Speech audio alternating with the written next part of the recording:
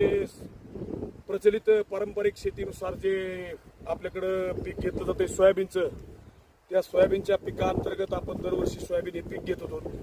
परंतु पावसाचा अवकाळीपणा, निसर्गाचा लहरीपणा आणि शेतीमध्ये अनेक प्रकारचे रोगराई पडते, त्यामुळं मी थोडा शेतीच्या यावर्षी थोडासा बदल केला आहे. आणि यावर्षी जाणीवपूर्वक आपल्या शेतामध्ये मैको कंपनीचा आपण यावर्षी कलिंगड, ज्याला आपण काशीफळ भोपळा मराठीतला आपण शब्द आहे, तो आपण यावर्षी लावलेला आहे.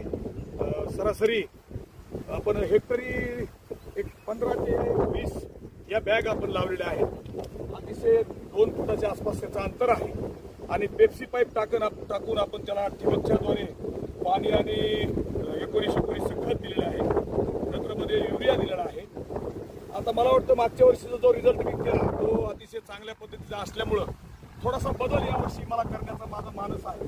आणि मी यावर्षी माझं सर्वच क्षेत्र हे जे आपण पाहताय दूरवरचं या साईडला आपण पाहताय, ही पूर्ण ही शेती शेवटपर्यंत रस्त्यापर्यंतची, आणि ही शेती या साईडला आपण पाहताय, या साईडला सुद्धा इथपर्यंत आपण स्वतः टोटल हेच आपलं कलिंगडाचं पीक घेतलेलं आहे. मागच्या वर्षी कमीत कमी भाव आपल्याला मिळाला आणि जास्तीत जास्त उत्पादन मिळालं. म्हणजे सरासरी हेक्टरी आपल्याला मागच्या वर्षी 25 टनापर्यंत आपण त्या उत्पादनामध्ये अतिशय चांगल्या प्रकारे उत्पादन घेतलं. आग्र्याचं मार्केट मिळालं आणि 5 रुपये किलोप्रमाणे जरी मिळलं असलं तरी अतिशय आपण त्याला भरघोस असा नफा आपल्याला या कलिंगडच्या माध्यमातून, काशीफळ भोपळ्याच्या माध्यमातून मिळालेला आहे.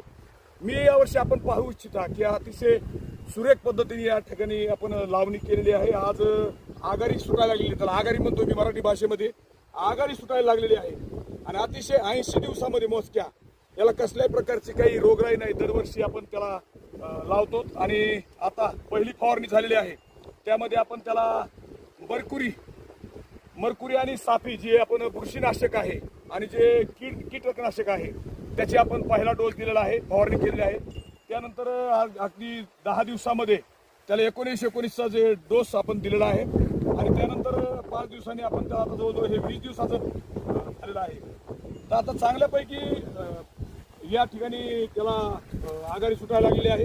अगदी काही दिवसात आपण पुन्हा येऊया आणि ज्यावेळेस याचं फळ चांगल्या प्रकारे पोचलं जाईल त्यावेळेस नक्की मी तुम्हाला पुन्हा एकदा डंके की चोटोरी याच ठिकाणी, याच शेतामध्ये आणि पुन्हा एकदा आपण डेमॉन्स्ट्रेशनला आपल्याला येणार आहोत. आपण सुद्धा चांगल्या प्रकारची सुधारित शेती करून आपल्याला 4 पैसे नक्की आपल्या परिवारामध्ये मिळावे, अशाच प्रकारची आपल्याला या ठिकाणी मी विनंती करतो आणि आपल्याला धन्यवाद देतो. धन्यवाद. जय हिंद, जय महाराष्ट्र.